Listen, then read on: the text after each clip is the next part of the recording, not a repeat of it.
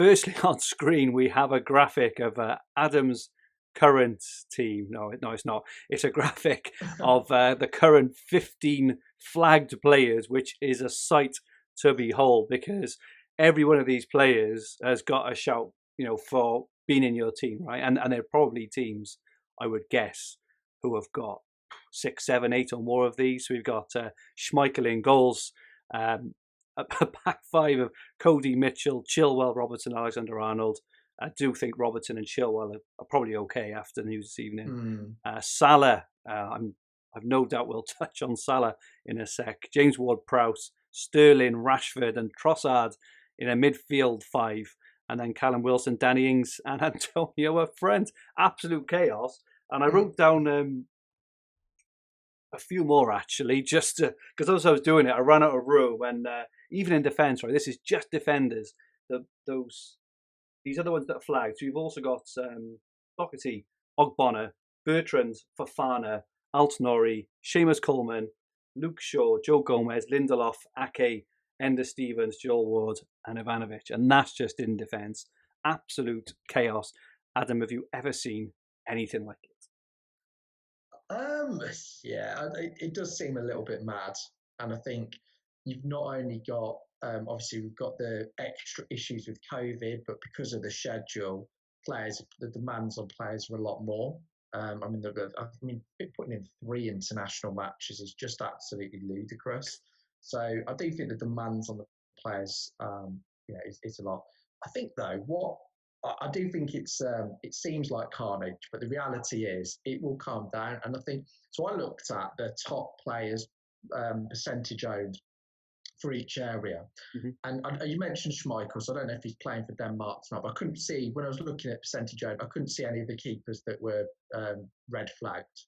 Looked at the defenders, and that was a bit of a different story. It was 4 of the top 6, as you mentioned, Chilwell, TAA, Mitchell and Rob over the others. And then also in the top 6 was Saiss, who's not playing currently. So you're like, wow, that's really impacted things. You look at the midfielders. The midfielders isn't as bad. I think you've just got, of the top 12 midfielders, the only one that is red flagged at the moment is Salah. But then you've got the likes of Rashford and Sterling, who were red flagged, who are maybe a little bit more popular in the FPL community. And then only 2 of the top 10 forwards are flagged, which is actually Wilson and Ings, but I think a lot of people would have shipped things. So I don't think it's as gloomy as it's made out to be. And I think the other thing that I would say is a lot of the players that are flagged, I think, will start the weekend. I think you can rule Salah and probably Trent out. The rest of, I think the likes of Rashford, Sterling, Wilson, Robertson, Chilwell have all got a good chance of being involved. So it does happen a lot of international breaks, because you have the international injuries, as you would call them, with players dropping out. You've then obviously got the actual injuries, and then we've got all these mad situations with COVID, which we'll talk about later. But people travelling to all sorts of places across the world, how this is allowed to go on. I think when it's just in the Premier League, it's controllable. They're in their local area. But to travel all across the world, and then they'll go back into their various teams, and it will no doubt will have a few further issues, and I'd expect to see infections going up in the next couple of weeks, which again makes it difficult to manage. I mean, what's your take on all of this, Fergie? I think it'll get worse. We'll mention it in a bit. I think you said you think it'll get better. I can't see how it can get better, because a lot of the players who we'd have in our FPL teams, maybe Villa or Tigers, they're not in Europe, but a lot of the other ones have got games every 3 to 4 days. And it came out this week, I think, that as of Saturday, there's 59 days of continuous football in the next 61. One of those days off will be Christmas Day. I'm not sure when the other one is, but it's absolute madness, and it's not stopping. And the squad sizes are the same. They still haven't kind of allowed the rule of having the more substitutes as well, which I think they should. I know that everyone thinks it benefits the top 6, which it probably does, but it's not about that. It's about the well-being of the players. It's about making sure that the players are available. Teams, at this rate, teams are going to have to call on on youngsters and have, kind of this emergency call-ups and things. And I just can't see how it can stop because the infection rates are still not where they need to be. A lot of players are not going to have time to have there's just no rest. So the increase in muscle injuries for me will continue and will get worse. And bear in mind, we're not even in the busy period yet, right? We're not in that Christmas period where, like I say, in between, I want to say December I think something like the 14th, January the 16th. There's something like 6 game weeks in 4 weeks. And that doesn't include FA Cup or Carabao Cup. So I think it'll get worse. I think I agree with what you're saying long term. I'm just talking about after the internationals and all of those flags. I don't think we'll be in as grave a situation on Saturday and Sunday when we get the lineups through. I think a lot of these players that are flagged will end up playing. I think what you're saying is spot on in terms of particularly muscle injuries, particularly the amount of games coming up. What I would say though to caveat that though is I do think that there hasn't been enough rotation from some of the top teams and top managers. I think we're talking about, international managers playing people too much. But if you look at it, Trent played something like 7 games in a row.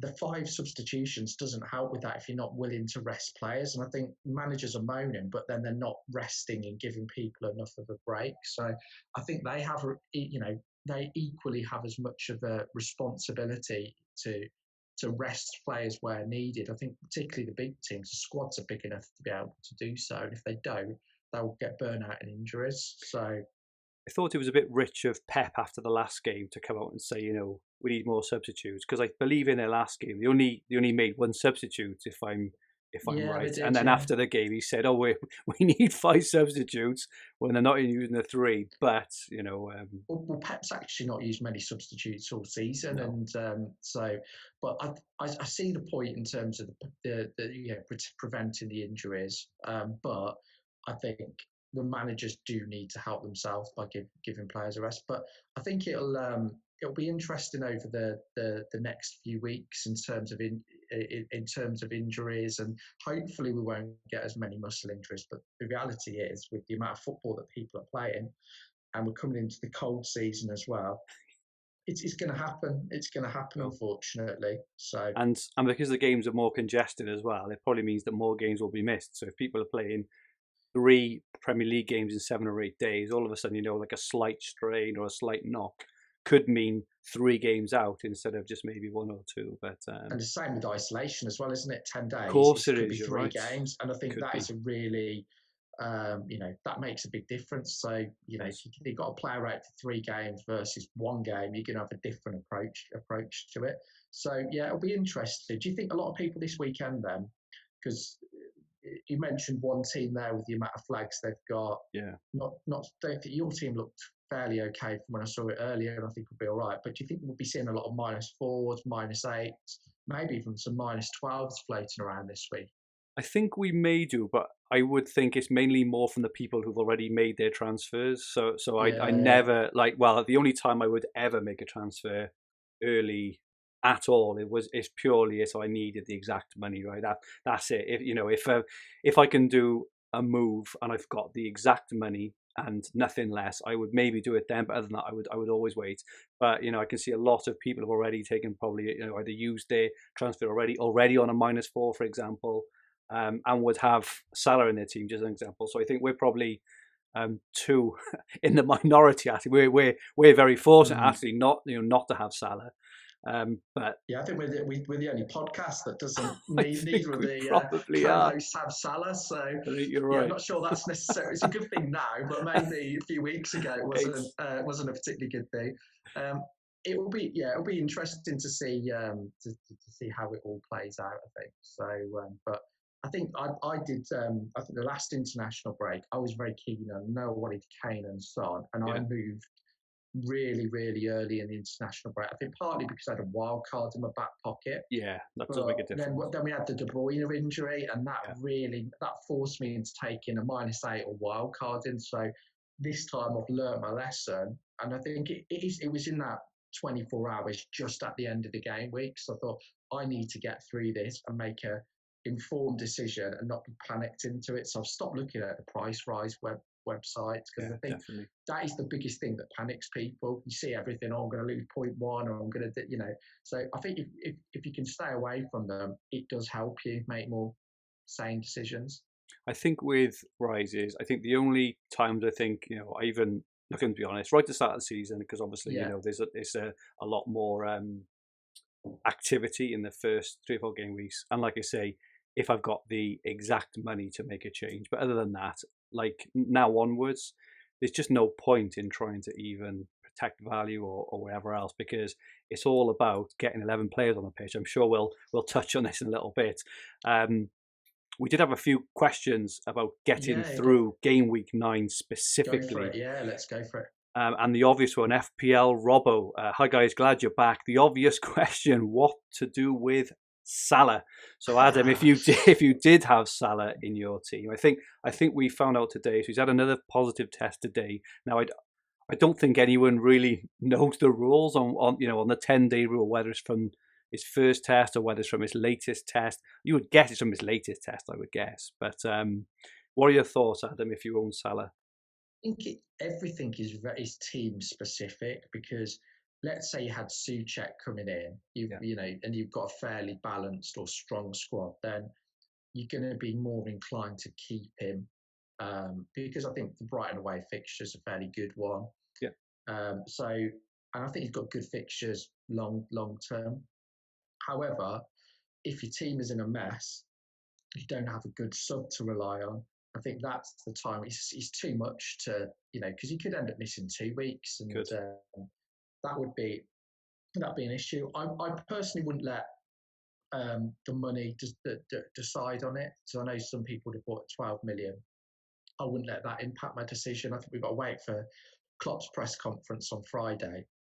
If I owned him and didn't have any other issues, and maybe say I didn't own Bruno Fernandes or Ziyech or De Bruyne, I'd probably make the move.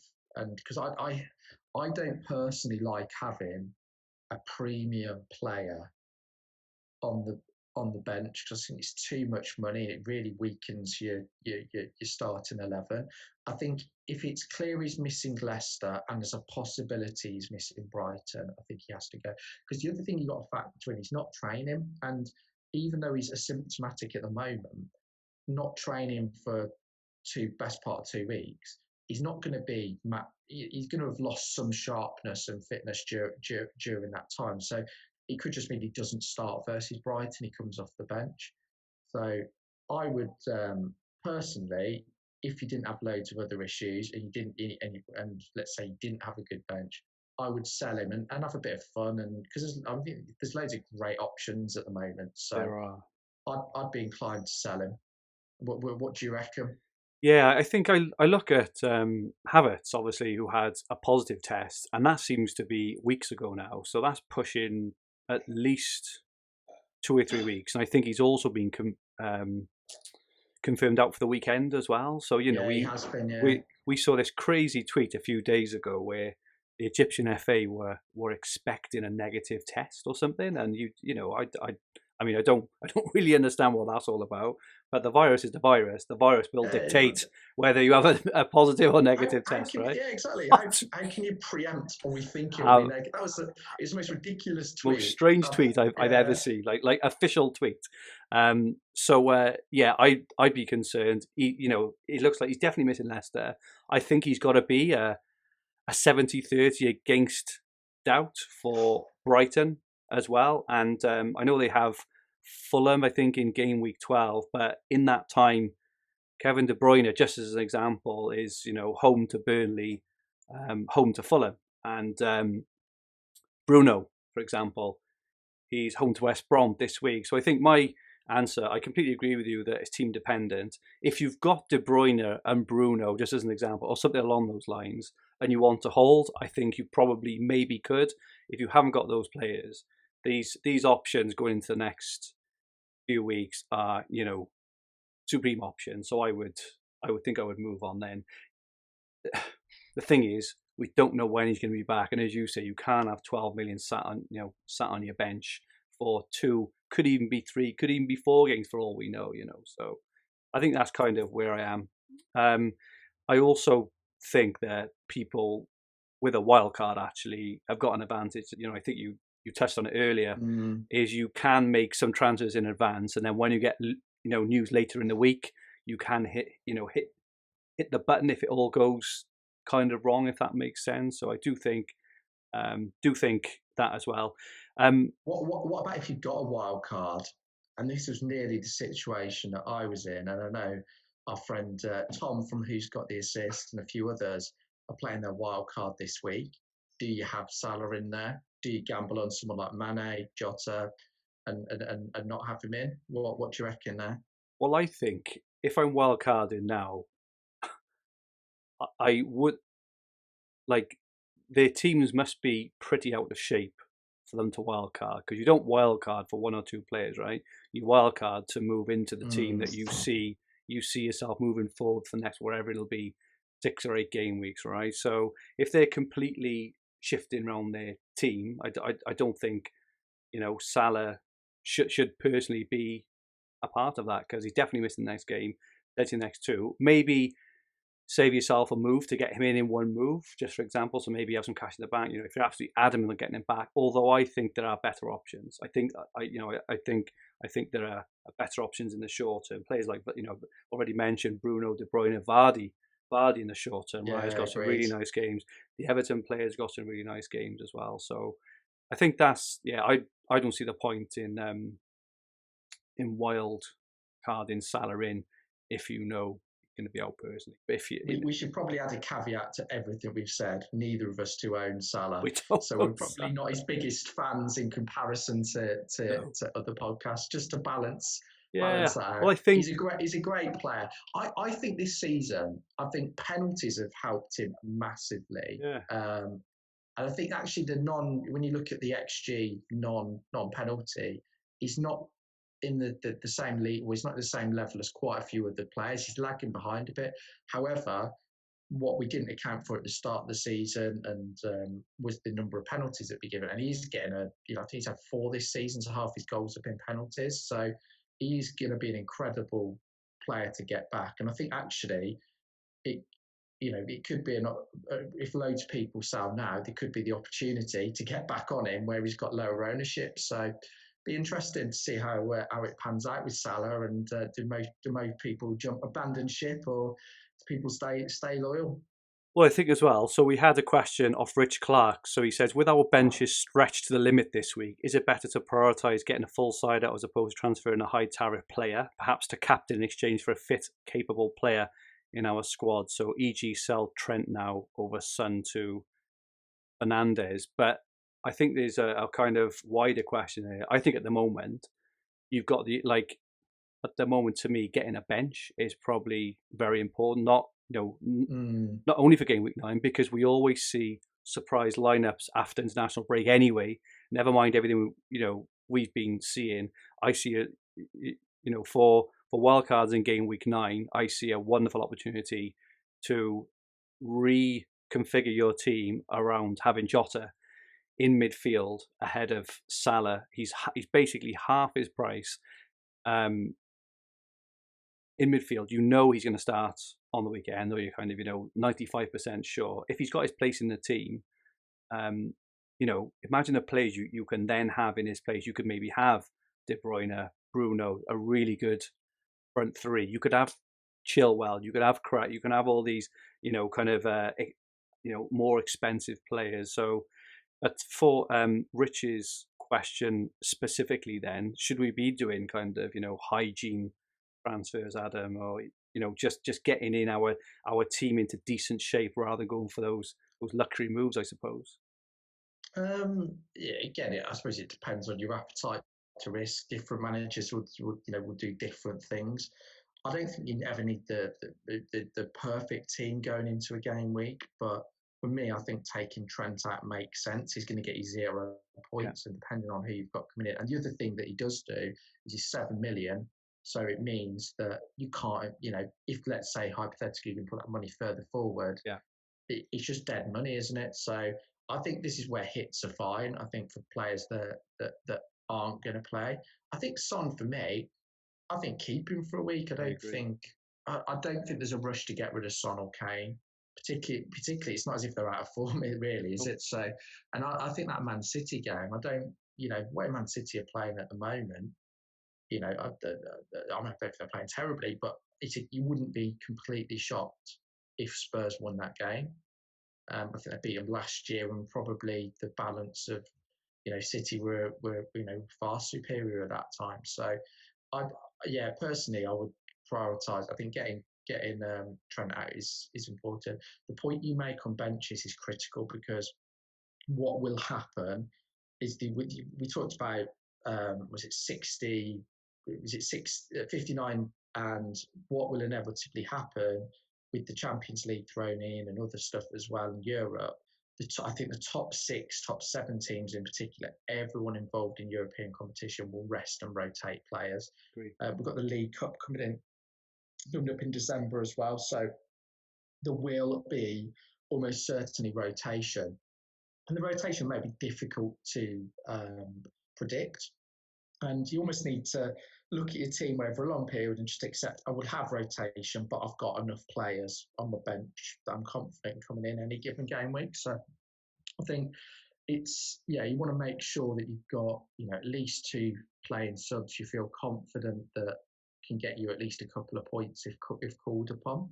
So, I think it's going to be an interesting. I'm looking forward to it though. All the games and coming up and challenges, and so with no complaints on my end. No, I've also had a question, interesting one, and I've seen a few people on Twitter actually who have hit the button on this. At what point is a free hit acceptable? So we are talking about kind of game week 9 here. The circumstances this week are unique in that a lot of people have 2 or 3 plus flag players where you miss a week or 2, players you don't want to sell but can't be used in the short term. What do you think? Again, it depends. So if you go back to the individuals team you read at the start, and all of those players end up being out, I think it's wild card or free hit territory. Absolutely, It's team by team, because I think I'm looking at our teams. I think we've got a couple of flags, but I'd be happy going up to an 8-point hit if I have to. I've done it before, and I've actually had some decent green arrows from doing it. So I'm not too worried about that. I do think free hit could be used a little bit better down the line. The other thing as well, that I'm always nervous the week after an internationals, because you never know what players are coming back with. Little knocks, a lot of travel. Managers might decide to rest them. It's the hardest, in my opinion, and this is another reason I didn't wildcard. Post-international breaks are the hardest weeks to predict, because there's just so many variables about people being away. People haven't trained together for, so I would stay away from the free hit burn. Use your free hit in a blank or double if you can. If your team's absolutely decimated, you don't have your wild card, then maybe it could work out. But like I said at the start, I think a lot of players with flags will end up playing a part in the weekend, with the exception of maybe Trent and Salah. So I don't think it'll be as bad this weekend, not saying long term, as we're making out. We love a drama in the FPL community. We definitely love drama. We do. I think, the only thing I would add maybe, in terms of free hit or in terms of hits or stuff, I wouldn't be using a free hit if you had like a very decent, 9 or 10. And I also wouldn't be mad on taking hits just for 1 week punts, for example, either. I think if you are going to be taking a hit, I think it's an ideal opportunity to actually, help get your team set in for this Christmas period. Because for me, these 6 or so game weeks over the Christmas period, these six game weeks in 4 weeks is likely to make or break a season almost. Because if you, agreed. And so I think it's a good opportunity to sort your bench out, just get very good playing players who've got long stretches of fixtures, so you're not constantly hopping on and off players. You put them in for the long term. So like Villa, just as an example now, I've got this prolonged run of really nice games. Leeds from game week 12, for example, I've got a prolonged game of I think it's like 14, 15 game weeks where they only play 1 or 2 of the top 6 or something. Put them in for the long term and not for the short term. And the I final. think. Oh, sorry, go on. I was going to say couple of points on this. I do think teams outside the top 7 or 8, or the ones not involved in Europe, are less likely to rotate. Really good shout, yeah. Because so I think, and I don't think Villa will have mass rotation. They might do the odd game, but in comparison with some of the other teams, so I think that's fairly important. And also as well, just this game week in particular, I don't see it being a high scoring game week. I think if I look, things calmed down after the last international break. People haven't been together. I think it'll be fairly low scoring. And I look at it, and you look at the fixtures. Liverpool have got half their team unavailable, so they're not going to thrash Leicester. Leicester actually defensively have been fairly resolute. They have.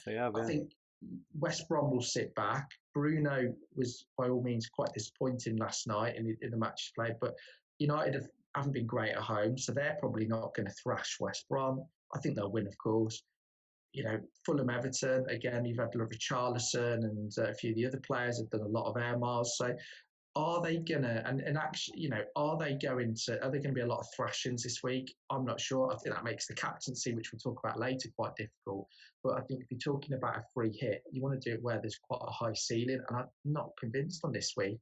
You've got Spurs, Man City. Yeah, no, I think it's a good show. I just don't see it's a high ceiling week. But I also think as well, playing a free hit, and I think the same personally for a wild card as well, right? I don't even know what you're free hitting into almost, because there's no guarantees. You could put together your free hit team, and like we've already mentioned, after international teams, players come back with knocks, they haven't trained, everything you just said. You could put out this free hit team with all these like premium players, and you may find that some of them don't play. And the worst case, I'm sure I've definitely had this, I'm not sure if everyone else has, you could end up putting a free hit team up that would have scored less than your actual, kind of 9 or 10 players if you'd have just left it alone. So I sometimes think in this situation, it's best to just play it safe. If you can scrape the average with 9 or 10 players, which is not beyond all realms, and just let the week go and then get back to normal the following week, or as normal as we can, I think you do well personally. Yeah, agreed. Yeah, I think we're both no to the free hit then. I think so. And final question then on game week 9. So we mentioned Man United and Owen Johnson, and Man United assets essential for this game week. So I can already tell Adam he's only the essential. He's the essential. I need to answer that. Yeah, so, of course they're not. So he's thinking about getting in Rashford, but unsure if he'll be fit for the weekend. I don't think they're essential at all. As you say, I do think there are a couple of decent captaincy options. Obviously, we'll touch on captaincy later on, but I don't think there's going to be any standout options. I think that's probably. What I mean. I don't think there's any standout. No, or like really high owned one. So yeah, I think it's just a difficult week to predict because, again, we don't know for certain that Rashford will start. I think if there's doubts around Martial as well. Yeah, there are. Yeah, United without both of them, that could negatively impact Bruno. It possibly could positively impact him in terms of him being even more involved. But I think Cavani's been travelling all around the world. I just don't think I think there's too many unknowns, and I just think teams haven't been training together this week. So and judging on United's home form, I wouldn't be desperate and break my team to pieces to get any of their players in. I do, just to clarify, before I get all the comments on YouTube, I do think Man United will beat West Brom. But you still hate Frank Lampard. Okay. Well, yeah, we'll leave that to him. He's doing all right, to be fair to him recently. He is, in all fairness. Okay, so next we move on to Adam's topic, COVID chaos. Adam, do you want to kick us off? Yeah, I mean, it's sort of been in line with a little bits of what we just talked about, but I think one of the big changes that we've got this season, we had to cope with it last season, is we're going to get players test positive for COVID, and it's going to be very difficult. You can't plan or predict who those players are going to be. We've seen that recently. I think as we're going into the colder weather, as we're potentially coming out of lockdown, that could increase. Fortunately, we haven't got any more internationals for a while, so that's a positive. But I think it's just, what are going to be the tactics to cope with that? How are we going to play differently? Are we going to play differently? How are we going to react? points. And I do think this, in combined with the amount of game weeks that are going to be thrust upon us in the coming weeks, it's going to cause some absolute carnage. And I think that, like we just said, let's say hypothetically, and the Salah situation had happened a couple of weeks' time, he could be missing 3 or 4 games, let alone just one. So I think there's going to be absolute carnage. And how should, I think the question is, I'm really interested to get your thoughts on this, how do we react? Do we do things differently? Do we have a plan? Do we accept we can't have a plan? We're just going to have to freestyle it. So I've been looking forward to hearing your thoughts on this. Yeah, so I've made a few notes, and some of them are probably easier said than done, right? So the first one is keep 2 frees back where possible. So I use this week now as an example. There's no massive standout captain. I think if you're going in with 10 or 11 playing players with a bench player who can, come in, unless you desperately want someone, right? I do think that keeping 2 frees back as much as possible is probably good, good practice, and not just because you've got the transfers then to use the following week, but there's been a lot of instances this year, more than last year. Last year for me was a nightmare, right? Because I'm a very, very cautious manager, and I very rarely kind of hop onto bandwagons. Last year for me was the year of the bandwagon. The bandwagon just, it kept on rolling, right? Where the players this year who've held on to, Jimenez for a while scored, the couple of goals for those who held on to him. Werner, for those who've held him from the start, is still starting to kind of do it. So I think holding on to players as well. I use a classic example. So this week my transfer is I'm thinking of doing Kane to Calvert-Lewin, but I'm actually wondering whether I should just save the transfer, because Kane and Calvert-Lewin, okay, I fancy Calvert-Lewin to probably outscore Kane just due to the fixture, but actually next week if something else happens, I could maybe use the 2 or even do a mini -4 then to reshape my team if 2 of my players are kind of injured or COVID ridden, for example. I think that's my first piece of advice. I've touched on the bench already. I would look at, I think just quickly on the 2 free transfers, one of the advantages about having a lot of matches is the deadlines will be closer together. So it'll be actually easier, in my opinion, to hold 2 free transfers because you haven't got to wait as long. You're only going to have to wait a couple of days before you pass the deadline. So I think that could play in our favour. I would ignore price rises. I don't think they will matter. I mean, there's so many cheap options this year. There's so many cheap options. If you look at Creswell to Kufal, if you look at Matt Target for Villa, 4.5 million, you don't need to have all the superstar players. There are more than enough enablers all over the pitch. We've mentioned Jota, Soucek, Foden potentially, all these players. They're all, even Grealish, one of probably the best players in the whole game, is still, what is he, 7.5 million or whatever he is. Yeah. So you don't need to pack your team with premiums. I do think it will benefit the cautious manager, as I've mentioned, and I also think it will benefit experienced managers, because experienced managers, if you think of managers like Mark McGettigan, FPL General, for example, experienced successful managers, they tend to hold back. If you think of Matthew Jones, a Fantasy Football Hub, if you think of Rich Clark, a Fantasy Football Hub, all these very, very experienced, incredibly successful managers who've had 6, 8, 9 top 10 game finishes are generally cautious managers who don't make moves if they don't have to. So I do think there. And I would also say, and this is probably a piece of advice which I've used from other fantasy formats as well, that if you do have a plan in place, potentially just have a backup plan, because the worst thing to happen is if you get a piece of news which you're not expecting or you don't want, and at maybe an hour or 2 before the deadline, or even the evening before. So if we get news on Friday evening that massively impacts your team on a Saturday morning, there's nothing worse than rushing through and having to make a decision. I would have a backup plan. So I would say, this is my first move. If for whatever reason it doesn't come off, I've always got this secondary plan in the back of my mind. I will do, and that secondary plan may be save your transfer. It kind of maybe that panicked last minute decision. Panic last minute moves, as I know, to my detriment. They never work. They never work. So and just keep an eye on Fancy Football Hub. Ben Dinnery's team news on a Friday afternoon or Saturday morning is just absolute gold dust as well. So what about you? Have I left you anything? Well, not much, but well, I've got a few things. I think the points you've made are completely valid. I do like the one you just said about having a backup plan. I think that's really important. I think if you've got your wild card, and I'm speaking as somebody who does and fairly smug on this. You obviously haven't, but never mind. Never mind. I think holding it is actually a big benefit, and not just for the double game weeks coming up. But and I think if you can do it as close to that, fantastic. But what could happen, and it's we could get 4 or 5 players test positive in a week that are key players, or it could be a team that's affected.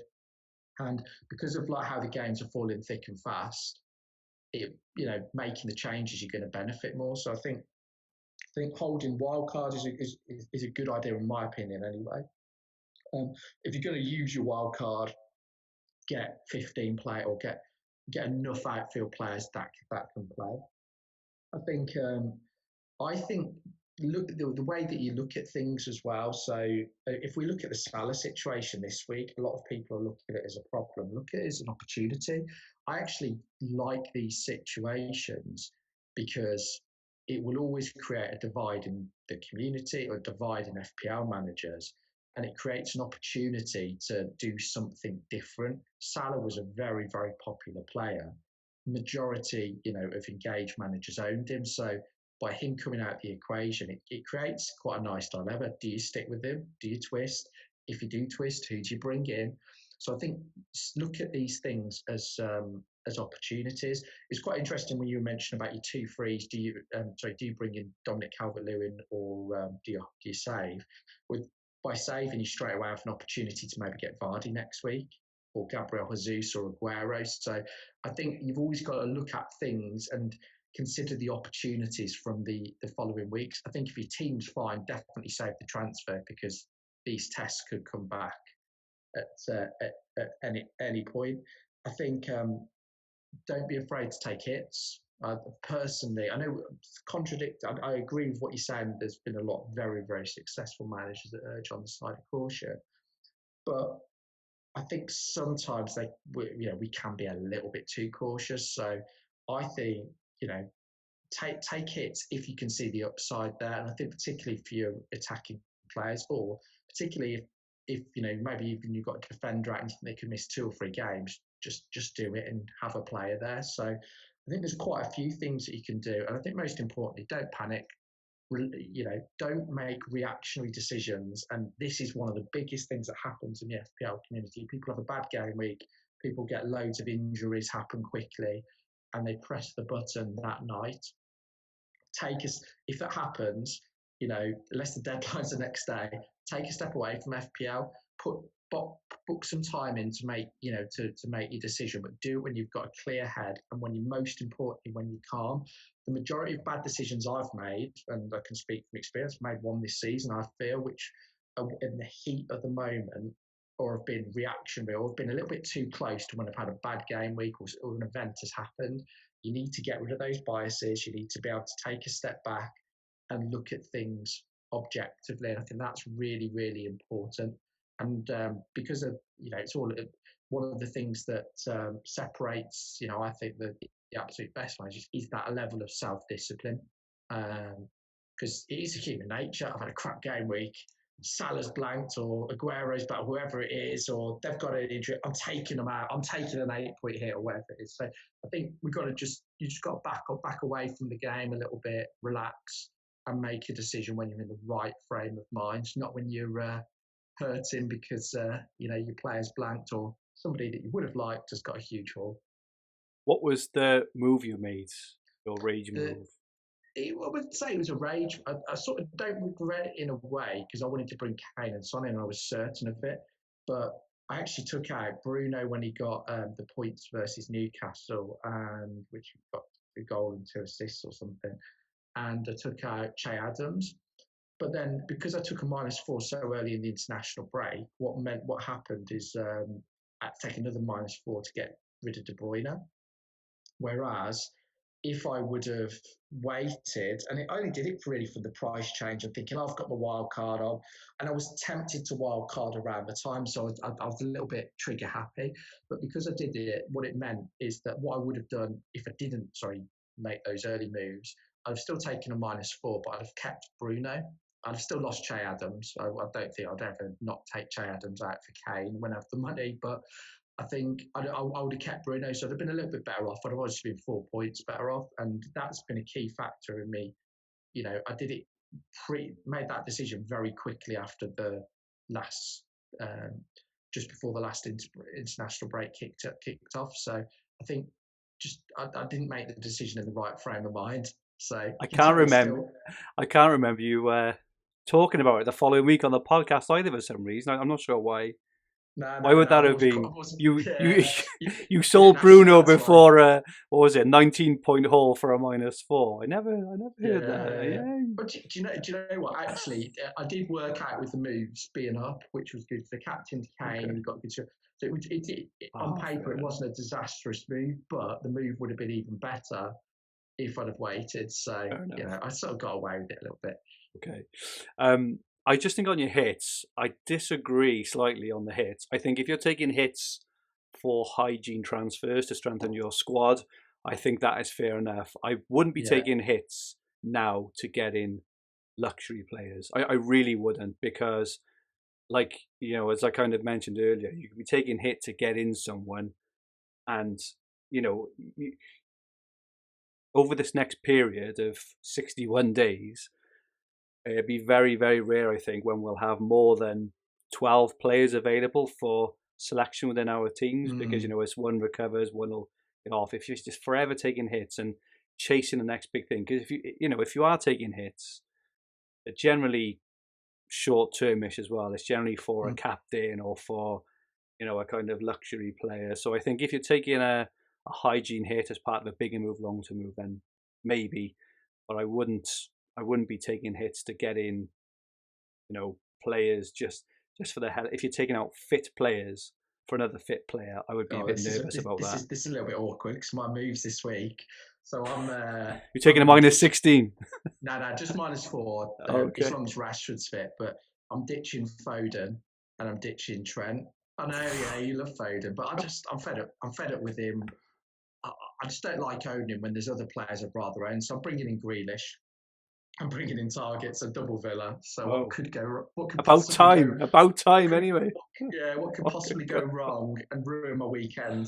Indeed. But I think with Foden, I've just realised it's partly a fun thing as well. I want to have Grealish. I want to be able to. I might end up captaining him this week as well. So we'll see.